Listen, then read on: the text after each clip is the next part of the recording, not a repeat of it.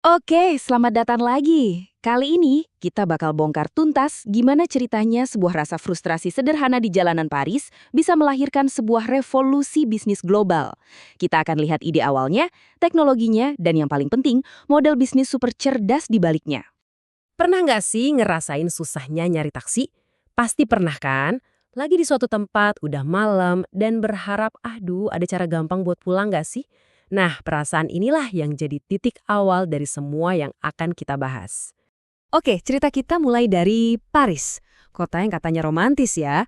Tapi kalau urusan transportasi, wah bisa bikin pusing kepala. Nah, di sini dua orang founder ini ketemu masalah yang bakal mengubah segalanya.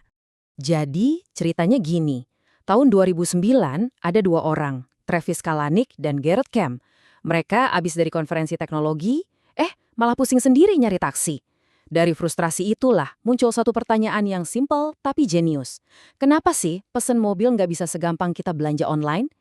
Pertanyaan ini, wow, powerful banget. Saking kuatnya, setahun kemudian di 2010, aplikasi pertama mereka langsung meluncur. Coba deh kita bandingin, kelihatan banget bedanya. Di satu sisi ada cara lama yang, ya gitu deh, nelpon, nunggu di pinggir jalan, nggak ada kepastian, bikin deg-degan. Nah, di sisi lain muncul ide baru, sebuah platform digital, langsung nyambungin penumpang sama driver, jauh lebih efisien, transparan, dan ini yang mengubah permainan. Oke, nemuin masalahnya itu satu hal. Tapi solusinya gimana? Ternyata jawabannya ada di kantong kita masing-masing. Yap, mereka bikin solusi keren berbasis aplikasi, manfaatin kekuatan smartphone yang kita semua punya. Dan disinilah letak kejeniusannya. Proses yang tadinya ribet banget, disulap jadi cuma 4 langkah gampang.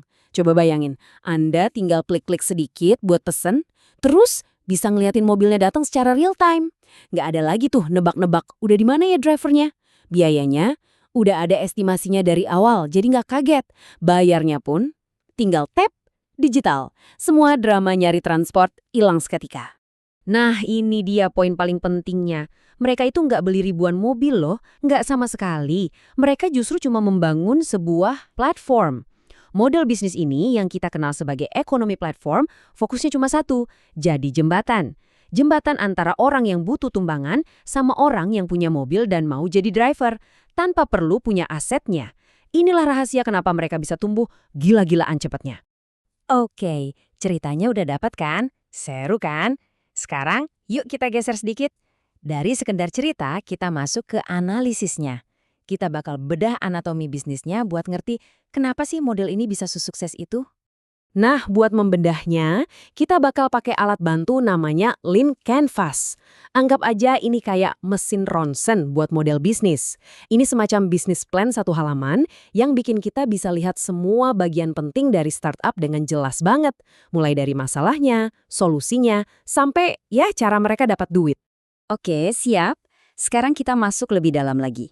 Kita akan bongkar satu persatu model bisnis ini pakai kerangka Lean Canvas tadi. Pertama, mari kita lihat siapa pelanggannya. Nah, di sini uniknya. Mereka punya dua jenis pelanggan yang beda banget dan dua-duanya harus dibikin happy di saat yang bersamaan. Ada penumpang, ya kayak kita-kita ini, yang pengennya transport yang cepat dan bisa diandelin. Terus ada juga para pengemudi yang nyari cara buat dapat penghasilan tambahan yang fleksibel. Platform ini harus bisa jadi solusi buat keduanya. Sekarang, kita fokus dulu ke masalah penumpang. Karena kan dari sini semua idenya berawal. Apa aja sih masalahnya? Pertama, susah banget nyari taksi cepet-cepat. Kedua, soal harga, nggak ada kepastian, bikin was-was kan? Terus yang terakhir, nggak transparan. Kita nggak tahu drivernya di mana, mau lewat mana, bener-bener pain points yang bikin kesel. Nah, lihat deh solusinya, atau yang biasa kita sebut value proposition. Ini langsung nembak semua masalah tadi. Janjinya simpel banget, transportasi yang cepat, mudah, dan transparan lewat aplikasi. Ini benar-benar jawaban yang pas banget buat semua kegelisahan para penumpang. Terus, apa senjata rahasia mereka? Atau istilah kerennya unfair advantage? Jawabannya ada di satu konsep kunci. Efek jaringan atau network effect. Gini cara kerjanya. Makin banyak penumpang pakai aplikasi, makin menarik dong buat para driver buat gabung. Nah, makin banyak driver yang gabung, waktu nunggunya jadi makin singkat. Layanannya makin bagus buat penumpang. Penumpang seneng, akhirnya makin banyak lagi penumpang baru yang datang. Ini kayak bola salju yang makin lama makin besar dan susah banget dihentikan kompetitor. Oke, sekarang kita intip mesinnya. Gimana cara kerjanya?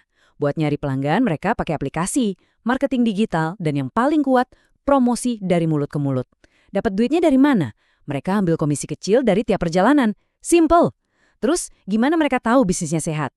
Mereka lihat metrik-metrik kunci, jumlah perjalanan per hari, berapa banyak pengguna aktif, dan yang penting, seberapa banyak pengguna yang balik lagi pakai layanan mereka. Sederhana, tapi luar biasa efektif.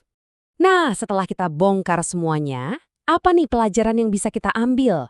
Kasus ini tuh bukan cuma soal perusahaan transportasi loh. Ini semacam cetak biru buat inovasi di zaman digital sekarang. Jadi, ini dia intisarinya. 1. Startup hebat itu seringkali lahir dari masalah sepele sehari-hari yang kita semua rasain. 2. Teknologi itu cuma alat bantunya, bukan solusinya itu sendiri. Idelah yang utama. 3. Model bisnis platform itu kuncinya buat bisa tumbuh super cepat dan mendunia.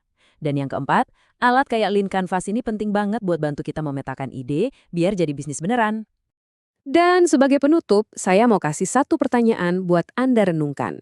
Setelah kita lihat gimana model ini ngubah total industri transportasi, coba deh pikirin, di industri atau sektor mana lagi ya model platform kayak gini yang ngehubungin penawaran dan permintaan bisa diterapin? Jawabannya mungkin ada di sekitar kita. Terima kasih sudah menyimak.